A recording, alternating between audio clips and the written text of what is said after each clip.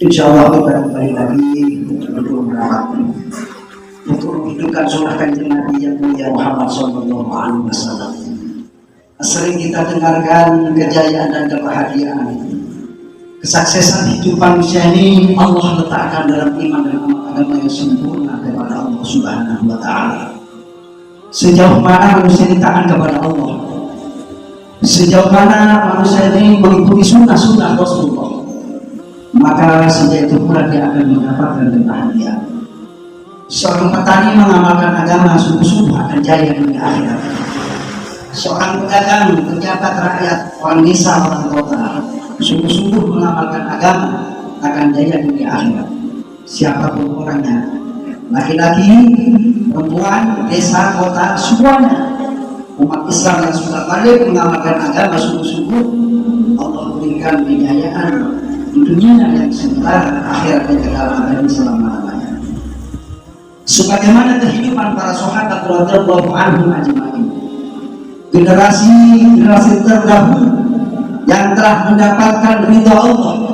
Allah nas dalam Al-Quran, was-sabiquna al-awwalun minal muhajirin wal ansar walladzina tabauhum bi ihsan radhiyallahu anhum wa radwan wa a'adda lahum jannatin tajri tahtaha al-anharu khalidina fiha abadan dzikral fawzul 'azim. Generasi terdahulu yang telah sukses, yakni generasinya para sahabat radhiyallahu anhum ajma'in. Walladzina tabauhum bi ihsan, dan barang siapa setelah dia mengikuti mereka dengan baik, radhiyallahu anhum wa radwan, Allah akan ridho kepada kita sebagaimana Allah ridho kepada para sahabat. Apa jaminan dari Allah? Wa'adda lahum jannatin tajri tahtaha al-anharu khalidina fiha abada dzikral fawzul 'azim. Allah berikan jaminan surga yang di situ mengalir air susu, air madu yang kekal abadi selamanya. Jadi kita merapat lagi, kita hidupkan sunnah Kanjeng Nabi Muhammad sallallahu alaihi wasallam. Man ahya sunnati faqad ahabbani wa man ahabbani kana ma'i fil jannah. Barang siapa yang menghidupkan sunnahku, sungguh dia cinta kepadaku. Dan barang siapa yang cinta kepadaku, kana ma'i fil jannah, maka kelak bersamaku di surga Allah Subhanahu wa taala. Kita bawa sifat ta'zim wal ihtiram, mengagungkan dan memuliakan dalam hadis ini. Yang kedua, tasdik wal yakin, membenarkan firman-firman Allah, meyakini sabda-sabda Rasulullah. Yang ketiga, ta'asur fil qalbi, kita akan kesankan dalam hati. Yang terakhir, niatul a'mal wa tabdik, niat amal dan niat. Semoga sudah insyaallah. Nanti apabila ada tawaran agama, kita lihat meluangkan waktu, harta diri kita sendiri. Insyaallah seperti insyaallah.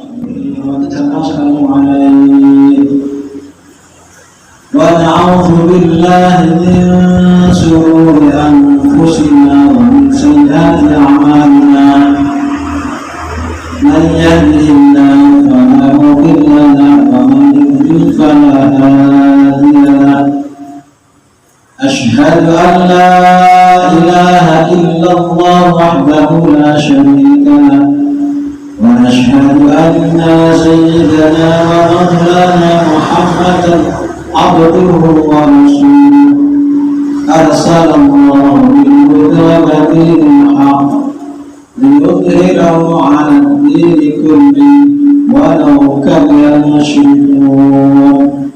اللهم صل على سيدنا محمد وعلى آل سيدنا محمد كما صليت وسلمت وباركت على سيدنا إبراهيم وعلى آل سيدنا إبراهيم في العالمين إنك حميد مجيد. قال الله تعالى في القرآن الكريم: يا أيها الذين آمنوا اتقوا الله وقولوا قولا سديدا يصلح لكم أعمالكم ويغفر لكم ذنوبكم ومن يطع الله ورسوله فقد فاز فوزا عظيما. صدق الله العظيم. وقال النبي صلى الله عليه وسلم لا يزال من أمتي أمة قائمة بأمر الله لا يضره من خذله ولا من خلقه حتى يأتي أمر الله وهم على ذلك أو كما قال رسول الله صلى الله عليه وسلم. Alhamdulillah, hadirin sidang sholat maghrib rahimahullah. Pertama-tama adalah kita panjatkan puji syukur atas kehadirat Allah Subhanahu wa Ta'ala, Zat yang telah menciptakan diri kita dan seluruh kehidupan semesta, baik kehidupan dunia maupun kehidupan akhirat. Tidak ada satupun yang di semesta alam ini, baik yang nampak maupun yang tidak nampak, adanya dengan sendirinya, tetapi semua semata-mata diajarkan oleh Allah Subhanahu wa Ta'ala. Dan tidak ada satupun penciptaan di langit, di bumi, di semesta, yang besar, yang kecil, baik daripada bangsa manusia, bangsa jin, bangsa malaikat, bangsa binatang maupun bangsa tumbuh-tumbuhan, diciptakan begitu saja oleh Allah SWT, bukan, tetapi dengan maksud dan tujuan sesuai dengan kebijaksanaan Allah Subhanahu wa Ta'ala. Dan Allah Subhanahu wa Ta'ala yang telah menciptakan diri kita,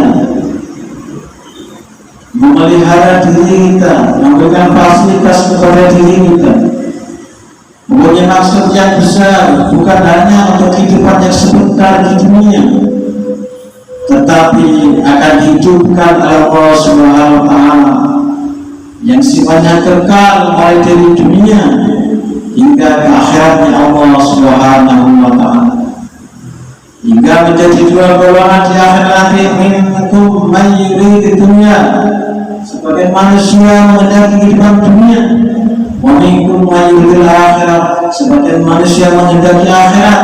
Maka manusia pun akan dikumpulkan nanti di akhirat daripada dua golongan. Yang satu wafariqu fil jannah, yang kemudian wafariqu fis sa'ir, sebagian manusia akan dimasukkan ke surganya Allah Subhanahu wa Ta'ala, sebagian manusia akan dimasukkan ke neraka sa'ir.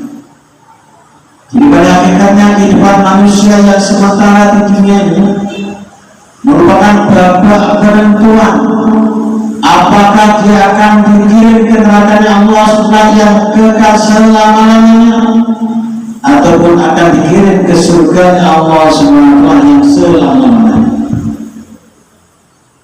Adapun tempat sebaik-baik kembali pada diri manusia ada di surganya Allah Subhanahu wa Ta'ala.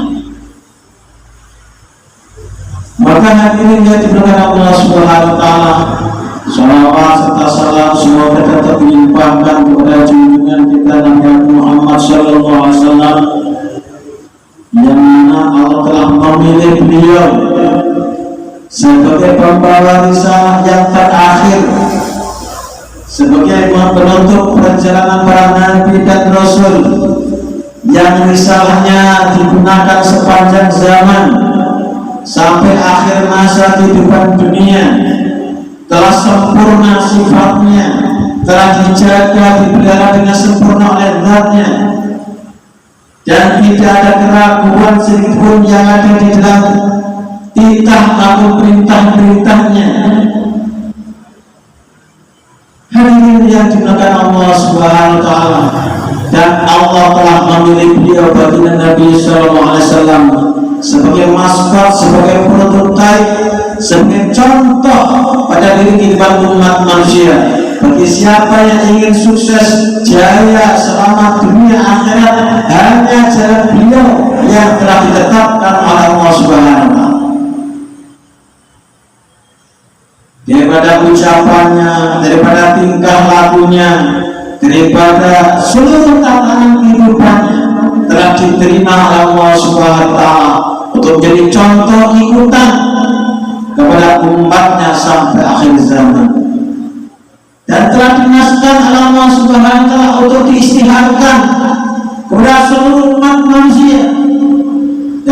suku, bangsa, warna kulit, bahasa yang berbeda-beda, dari status sosial yang tidak sama, ikutannya hanya satu saja, yakni baginda Nabi Sallallahu Alaihi Wasallam.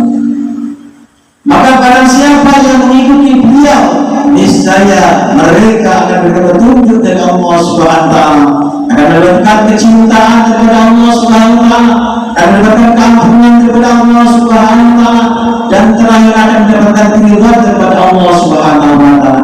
Dan inilah matlamat dalam kehidupan manusia yang mesti diusahakan dan dicari dengan tulus rumus, dengan pengorbanan harta diri yang telah diberikan oleh Allah Subhanahu Wa Taala. Maka Allah firmankan, ya ayyuhan nas inni rasulullah ilaikum jami'an alladzi lahu mulkus samawati wal ard la ilaha illa huwa yuhyi wa yumiit fa'aminu billahi wa rasulihin nabiyil ummi alladzi yu'minu billahi wa kalimatihi wattabi'uhu la'allakum tahtadun. Allah perintahkan secara langsung, fa'aminu billahi wa rasulihi an-nabiyil ummi alladzi yu'minu billahi wa kalimatihi wattabi'uhu la'allakum tahtadun. Jadi jalan kehidupan baginda Nabi Sallallahu Alaihi Wasallam dengan seluruh syariat yang telah dibawa merupakan jalan petunjuk kepada umat manusia untuk kembali kepada Allah dalam kejayaan yang dijanjikan oleh Allah Subhanahu wa Ta'ala.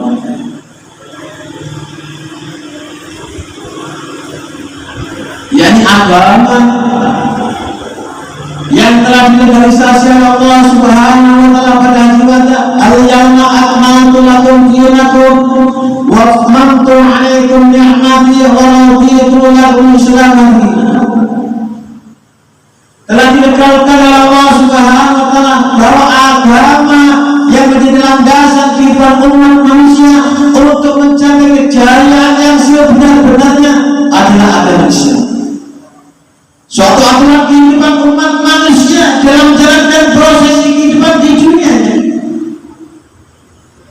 tetapi sudah menjadi sunnahnya kalau orang-orang yang iman kepada Allah mulai zaman Nabi Adam alaihissalam sehingga baginda Nabi Sallallahu Alaihi Wasallam semuanya serba sedikit, sehingga ada seorang nabi dan utusan yang tidak ada pengikutnya.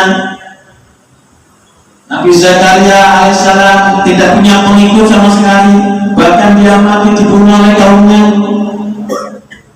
ada yang dikucilkan oleh kaumnya, macam-macam. Tetapi sudah menjadi ketetapan Allah Subhanahu wa Ta'ala, seorang nabi dan rasul hanya diperintahkan menyampaikan risalahnya. Adapun keimanan hidayah adalah mutlak di tangan Allah Subhanahu wa Ta'ala. Maka kepada baginda Nabi Sallallahu Alaihi Wasallam pun Allah sampaikan bahwa mereka akan mendapatkan, akan mengikuti Muhammad dengan izin Allah Subhanahu wa Ta'ala. Jadi orang bisa mengamalkan agama yang semata-mata karunia Allah yang sangat besar, yang tidak bisa dibandingkan dengan nilai permata nilai dunia seisinya. Dan sudah menjadi ketetapan Allah, perkara-perkara yang sifatnya duniawi yang semua telah dihancurkan oleh Allah. Tidak ada satupun yang tersisa hingga hari ini. Bagaimana hebatnya kerajaan Fir'aun, kerajaan Namrud telah dihancurkan Allah Subhanahu wa Ta'ala, tidak ada sisa. Tinggal sejarah dan bukti-bukti sejarah yang masih ada sebagai iktibar tentang umat akhir zaman, sebagai umat setelahnya. Bagaimana kayanya, bagaimana luasnya kerajaan baginda Sulaiman alaihissalam. Mungkin sekarang puing-puing kerajaannya pun telah habis pasirnya. Tinggal kisahnya yang jadi teladan untuk umat manusia, bahwa semua sifat dunia yang tidak ada yang kekal. Bagaimana miskinnya Luqman al-Hakim, bagaimana miskinnya Bilal bin Rabah,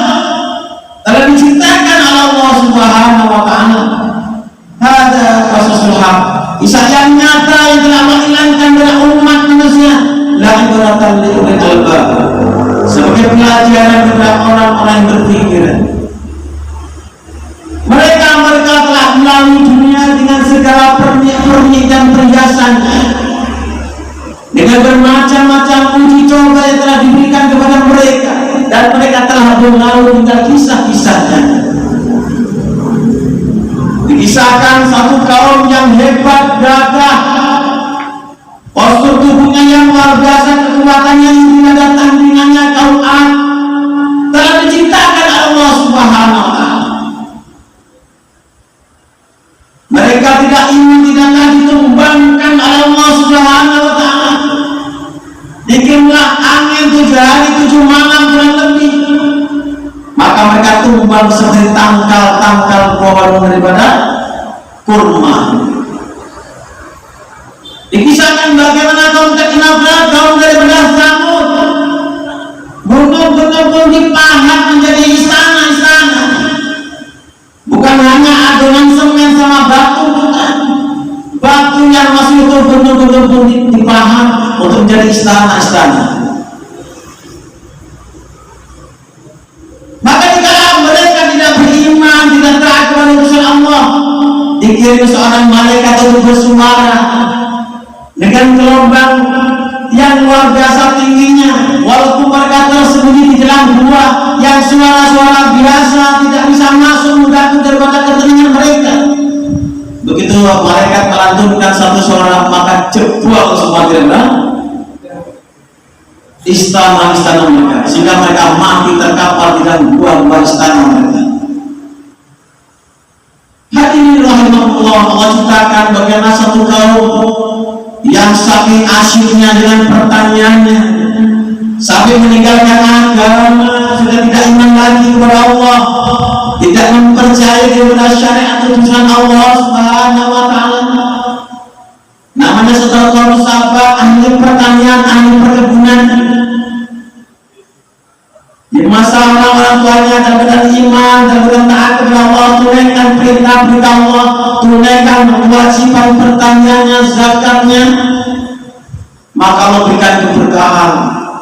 Jika dalam pertanian mereka sangat subur, dikaruniai kesuburan pertanian beras luar biasa, sehingga diceritakan tanpa memetik buah-buahan pun masuk dalam kebun, maka keranjangnya penuh dengan buah-buahan yang dikehendaki. Begitu dakwah tinggalkan, dakwah lagi ada, sehingga anak cucunya mereka mulai berpikir kepada keduniaan. Wah, ini kalau jaketnya sedikit kan emat-emat, begini ini biaya begini. Maknanya semakin manusia butuh dan taatannya kepada Allah, maka dunia pun semakin dicabut keberkahannya Allah Subhanahu wa Ta'ala. Jadi keadaan-keadaan sekarang tidak mustahil, bermacam-macam musibah, bala, ujian dan itu.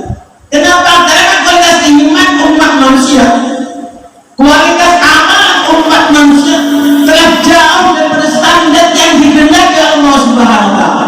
Termasuk pada diri kita, baik yang ngomong maupun yang dengarkan. Makanya kumpulnya kita setiap malam Ahad di sini dan rangka keislaman, mendengarkan lagi kalimat Allah, cerita masalah iman, pentingnya agama, pentingnya akhirat. Ini seminggu sekali, bagaimana bisa masuk? Sedangkan yang diajarkan Allah di dalam sholat 5 waktu sehari pun kita tidak masuk tabungan Allah. Saking parahnya keadaan hati, satir atau tutup yang ada dalam hati kita.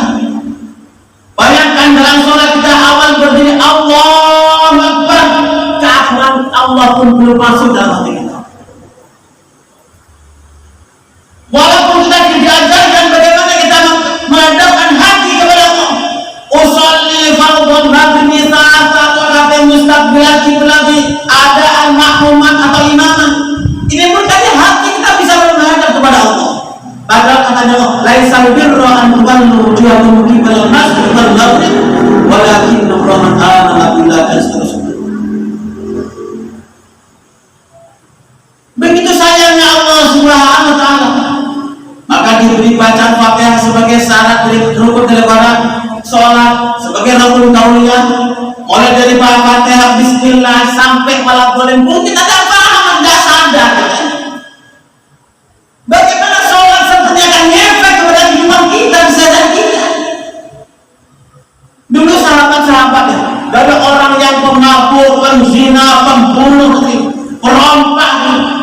begitu mengatakan asyhadu an la ilaha illallah wa asyhadu anna muhammadar rasulullah.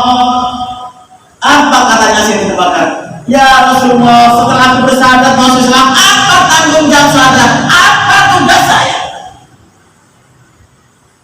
Begitu pahamnya sahabat atas kehendak syahadat.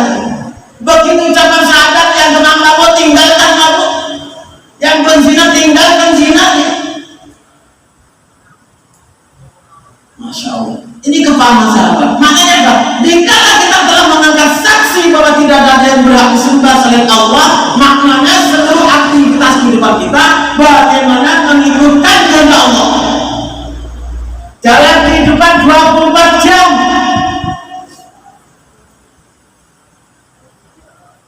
Maka kita ada dua kehendak datang kepada kita, antara kehendak diri kita maupun kehendak Allah. Mestinya kita berusaha mendahulukan kehendak Allah.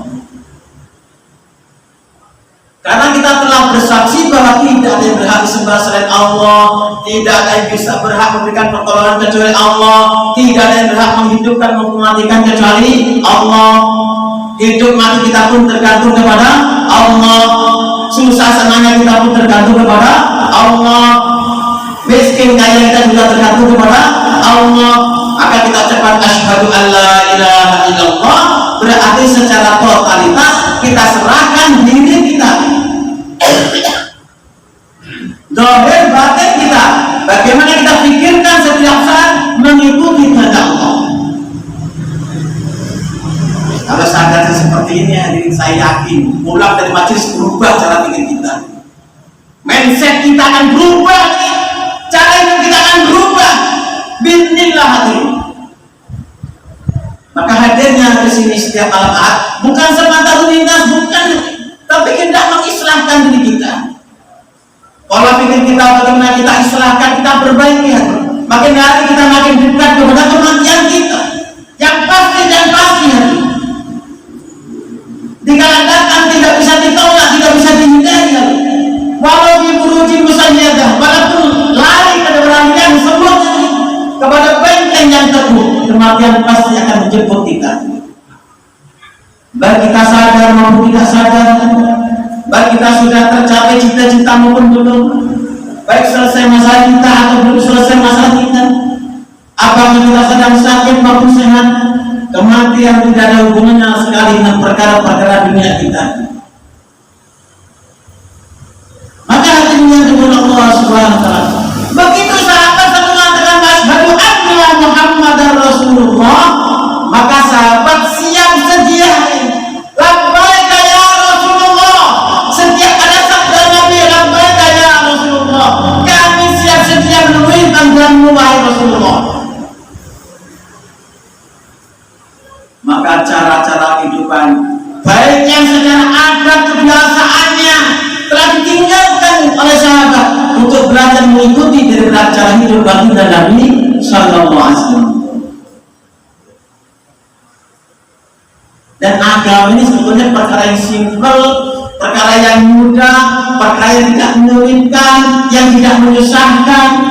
Tetapi jika agama ditumpangi dengan adat-adat yang tidak jelas sumber hukumnya dari, inilah saling menjadikan permasalahan pada diri umat. Maka hadirin yang dimuliakan Allah Subhanahu wa taala. Kemudian hadirin, dikala kita sudah membaca Fatihah mulai dari bismillah sampai waladhdallin, kita disunahkan membaca surat-suratan, terserah surat yang mana diambil kita baca sebagai sarana kita berdialog dengan Allah Subhanahu wa taala. Seseorang kekasih yang sejati akan memperhatikan setiap huruf yang ditulis oleh kekasihnya, karena setiap huruf, setiap kata, setiap kalimat ada kehendak kekasih yang harus dipahami oleh yang dikasihi. Maka kesalahpahaman memahami tulisan surat sang kekasih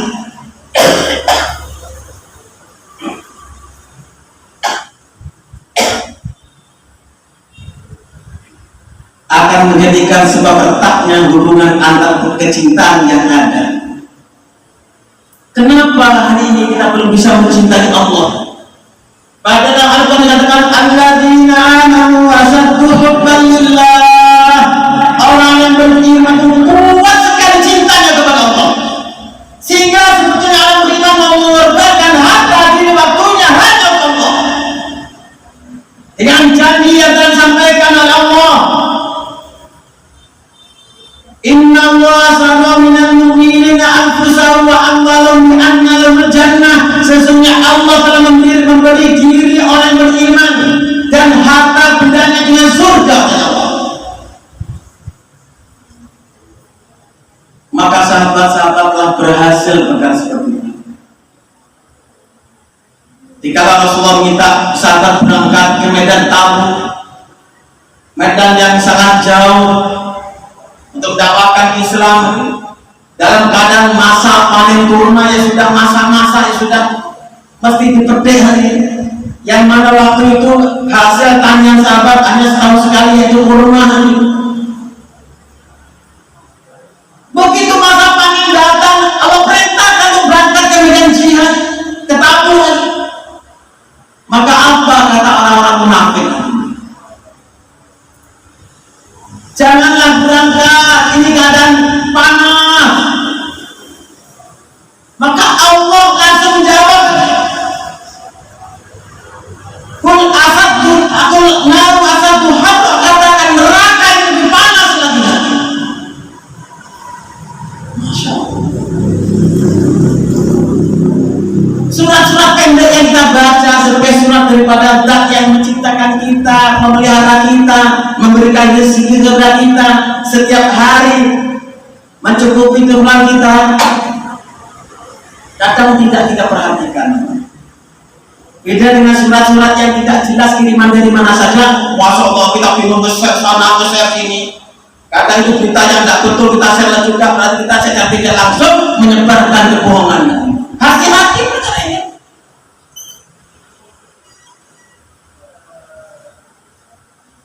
Kenapa kita lebih mudah memahami dari surat-surat yang tidak jelas, yang tidak ada jaminan kebenarannya? Sedangkan surat-surat dari Allah walaupun pendek-pendek kalimatnya, jaminannya Allah sendiri lagi. Menjamin kesolehannya, menjamin keasliannya, menjamin kebenarannya. Sehingga Allah tegaskan secara umum, wa tammat kalimatu rabbika sidqan wa adlan mubaddilan kalimati wa huwas samiul alim. Maka hati-hati dalam penyebaran berita-berita yang tidak jelas. Mending kita belajar memahami kandungan Al-Quran walaupun terjemahnya, daripada surat-surat yang tidak jelas, dari mana sumbernya, kebenarannya, kita ikut sebarkan, kita share yang tidak, Masya Allah. Maka hadirin yang dimuliakan Allah Subhanahu wa Ta'ala, begitu surat pendek sudah dibaca, diingatkan lagi bagaimana cara berkirim, takbir lagi, Allahu Akbar. Ini pun kadang kita belum bisa menghadap atas kandungan Allah. Kadang kita memuji Allah sebatas kebiasaan, sebias tertib yang diajarkan, belum bisa mentasbihkan Allah dengan sebenar-benarnya. Karena kita belum bisa mentasbihkan Allah dengan sebenar-benarnya, maka kotoran-kotoran hati kita pun masih melekat dalam diri kita ini.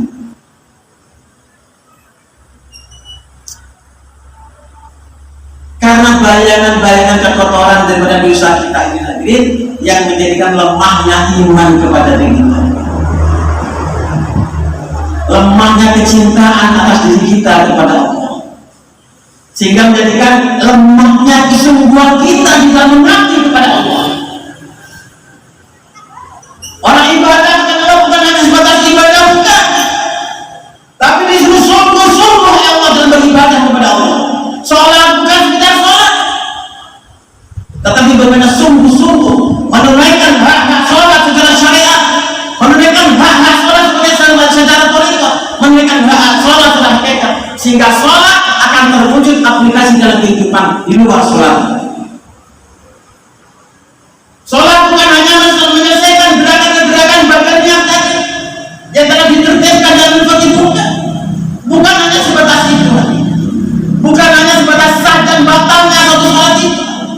Tapi bagaimana sholat, esensi daripada sholat yang hadirin, usaha interaksi dengan Allah, sehingga habis sholat kita merasa tenang dengan jaminan Allah Subhanahu wa Ta'ala. Sehingga kita disunahkan sholat dengan kecintaan, bukan dengan beban karena kewajiban juga. Hari ini kadang kita sholat asal sholat, ya untung daripada tidak sholat. Yang penting pokoknya sholat. Bukan sholat, bukan sesuatu yang pokok, yang penting.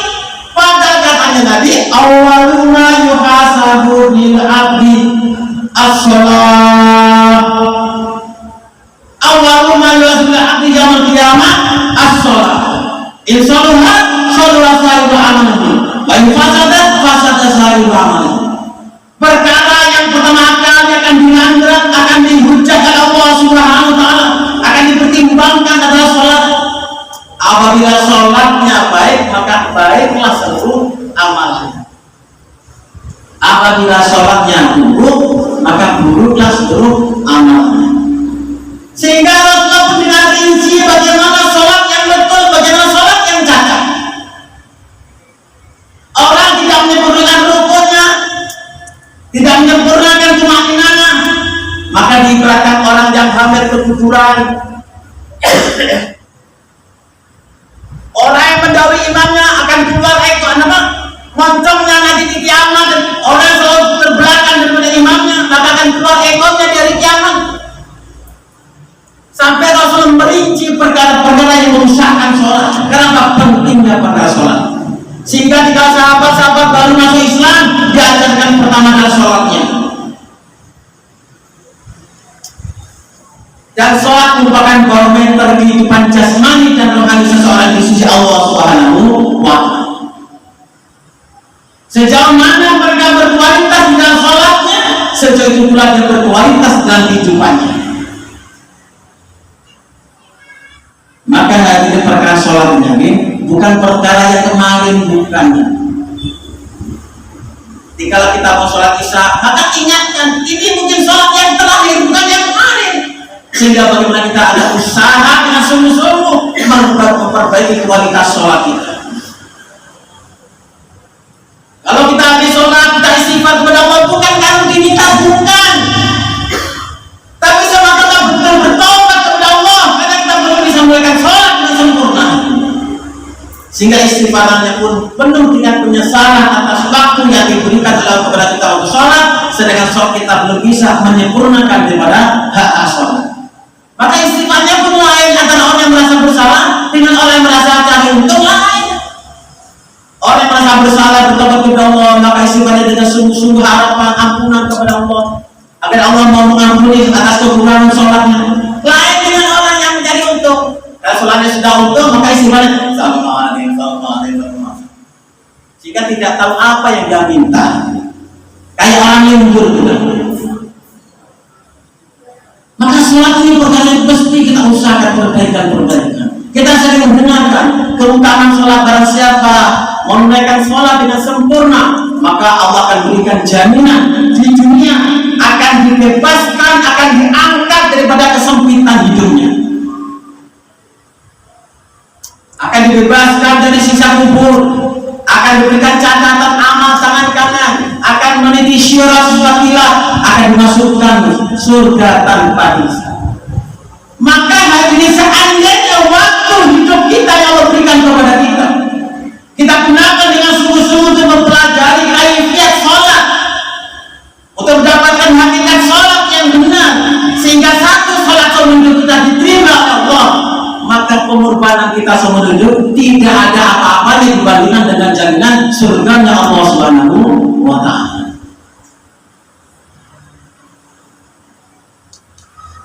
Tapi saya penting bawa sholat, ya tak tahu.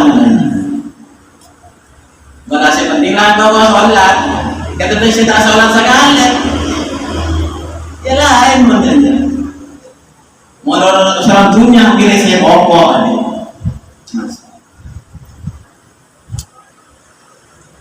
Maka hadirin yang dimuliakan Allah Subhanahu wa Ta'ala, karena pentingnya sholat inilah sampai diceritakan baginda Nabi Sallallahu Alaihi Wasallam menerima sholat di dalam keadaan yaumul hazn, di dalam keadaan tahu duka cita. Tahun keberapa Hijriah bagi Nabi dengan sholat itu? Dalam keadaan pamannya meninggal, istrinya meninggal, kemudian orang kafir Quraisy, maka untuk menghibur, untuk menghadap kepada Allah, bagi Nabi dipanggil Isra Mi'raj, mengalami pembedahan hati berkali-kali, mensucikan hatinya berkali-kali. Saking agungnya perkara sholat, sehingga kadang kita khutbah mengenai apa katanya, wala dzikrullah yang bagi sholat yang dimaksud ayat ini. Allah zat yang menciptakan diri kita, menciptakan alam semesta, zat yang maha agung, mengagungkan daripada sholat.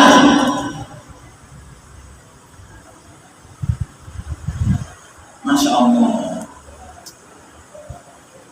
Maka seandainya Allah berikan kepahaman kita, dibuka hati kita tentang keagungan sholat, Masya Allah. Adakah seorang pecinta merasa susah ketemu yang dicintainya? Ada tidak? Mungkin pecinta yang gombal. Tidak ada pecinta yang hakiki susah berpikirnya, tidak ada. Seorang pecinta yang hakiki akan selalu merindukan pertemuan dengan kekasihnya. Karena tidak ada kenikmatan, tidak ada keasyikan, tidak ada keindahan, tidak ada ketentraman hati dan jiwanya, kecuali saat bertemu dengan kekasih yang dicintai. Kekasihnya sifatnya Al-Jamil, kekasihnya sifatnya Al-Aziz, kekasihnya sifatnya Al-Jalil, Al-Jabbar, dan seterusnya dengan seluruh asma dan sifat kesempurnaan. Jangan dia di pacar Scorpio mungkin selalu ketemu dia berarti. Masya Allah. Wes mas, sampai pokok tekan rumah, kau sambil menjalankan, kau sambil kerokok, wes aja kau minta apa? Lu nggak boleh mulai. Hanya betul katanya Nabi, orang beriman di masjid ini seperti ikan di dalam air. Apa maksudnya? Masjid adalah secara fisik bangunan untuk tempat sujud kepada Allah. Siapa yang bisa sujud kepadanya sebenar-benar sujud? Tidak ada lain kecuali orang yang beriman yang telah kenal kepada Allah. Maka dikatakan wasjud waqtarib sebagai sarana mendekat kepada kekasih, kepada kekasih yang sejati, kepada Allah Subhanahu wa taala Al-Jalal Jalla. Kenapa kita malah bersujud kepada Allah? Hanya dengan dikata setiap batu hati kita belum sambung kepada Allah, sudah kita angkat kepala kita. Bagaimana merasakan dekatnya kepada Allah?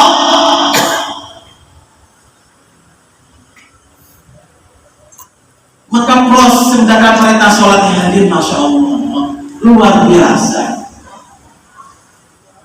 Makanya sebelum kita sholat, ada apa? Sunnah di adzan dulu, kemudian ada qomat. Ini sebetulnya apa? Untuk mempersiapkan bahwa kamu, hai hamba-hamba kepada Allah, mau menghadap kepada Tuhan yang Maha Agung. Ditalkin dengan kalimat azan agar kita sadar. Ditalkin dengan kalimat iqamah agar kita menyiapkan hati, jiwa dan raga kita menghadap Zat yang Maha Agung. Sudah qomat, bukan ada masih Allah-Allah kan? Adakah yang lebih agung daripada Allah?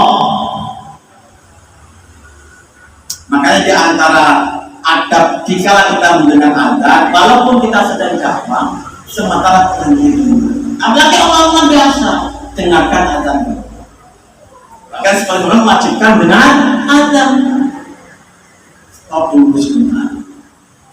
Dilatih. Agar kita menghayati keagungan Allah. Maka hadirnya jumlahkan Allah Subhanahu wa taala saking agungnya sholat hadirin, Masya Allah. Sehingga seluruh nabi hadir sampai baginda nabi yang terakhir diperintah yang sama perintah sholat, walaupun kaifiatnya berbeda, syariatnya mungkin berbeda. Maka bagaimana kita kembali lagi, kita gairahkan hati kita untuk belajar memperbaiki sholat kita. Karena kalau hubungan kita baik dengan Allah, maaf lali dan sholat selesai, maka yang lain pun akan diperbaiki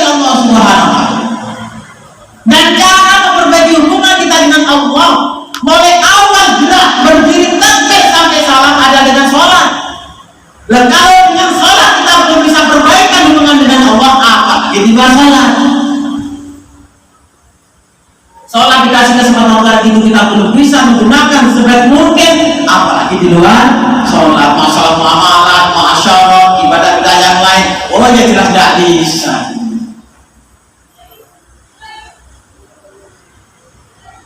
Sholat kita kesempatan mengaturkan seluruh masalah hidup kita kepada Allah. Rabbil firli warhamni wajburni warfa'ni warzuqni wahdini wa'afini wa'afani. Karena sholatnya seperti orang mabuk, maka tidak tahu apa yang diminta. Minta ampunan tidak tahu dosanya, minta kasih sayang tidak tahu permasalahannya, minta dinaik di sini pun tidak tahu hendaknya, minta diangkat derajatnya derajat yang mana. Ini apa kita buatkan sholat kita seperti ini sebelum kita mati kira-kira? Lalu waktu sholat saja tidak bisa selesai masalah kita. Bukan dalam masalah kehidupan dunia, bukan. Waktu sholat saja kita bisa belum menyelesaikan masalah-masalah sebentar untuk menghadap kepada Allah dengan benar. Lalu apalagi nanti menghadapi kehidupan, apalagi nanti di kelas angkatan maut. Dan surga, sholat ini merupakan kuncinya surga. Masya Allah. Dan kuncinya protol, Masya Allah. Gimana kira-kira? Kunci ini dongnya, masih diputer-puter sampai Masya Allah. Ya Allah, jangan. Maka jangan diremehkan perkara sholat. Terutama waktu-waktunya dikala masuk azan. Bahkan kata Nabi sebelum masuk azan apa persiapan? Nanti di akhir masuk surga mukanya bercahaya bagaikan matahari. Wes tak oleh bintang enggak apa-apa hati. Ojo teman-teman maksudnya. Insyaallah hadirin yang dimuliakan Allah Subhanahu wa taala. Maka untuk pentingnya perkara ini hadirin di antara tarbiyah yang didapatkan oleh sahabat Nabi SAW, bagaimana sahabat ditarbiyah meluangkan waktu diri dan hartanya di jalan Allah Subhanahu wa taala. Maka tasbihnya itu hadirin, maka insya Allah Ahad besok ini teman-teman dari kasihan dari Markas Jurus Selatan ini akan keluarkan jamaah 4 bulan 4 hari maupun 3 hari. Silakan keluarkan niatnya, dipersilakan.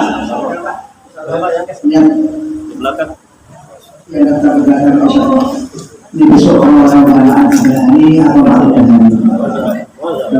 mengarahkan sebentar lagi ada musyawarah atau sufi atau ada pengajian yang akan berkas yang ada dihadiri oleh Masya Allah Ustaz Fadil Somali dari Kuala Jawa juga Al-Habib Insya Allah dari Ta'alim di posisi di tempatnya di Al-Habib di Masjid Al-Sono Insya Allah. Mari kita akan menetapkan diri. Jadi kita buat 3 hari atau 40 hari mulai besok ini menyuarakan ke saudara-saudara kita sesama muslim bahwasanya sebentar lagi tanggal 16 akan ada pengajian. Sekarang ada jamaah di Bapuri dan di Tanggul Timur. Jadi jamaah lagi bergerak sekarang ini. Dan kita niatkan sungguh-sungguh, insya Allah pasti akan diberikan kuat Allah. Kalau kita sungguh-sungguh pasti ditolong. Intan suruh dan suruhku tetap diajarkan. Insya Allah seterusnya. Hadirin begini yang bisa disampaikan dan ada datang dari Allah semoga Allah berfaham kepada kita salam kepada saya Rasulullah Subhanahu wa taala.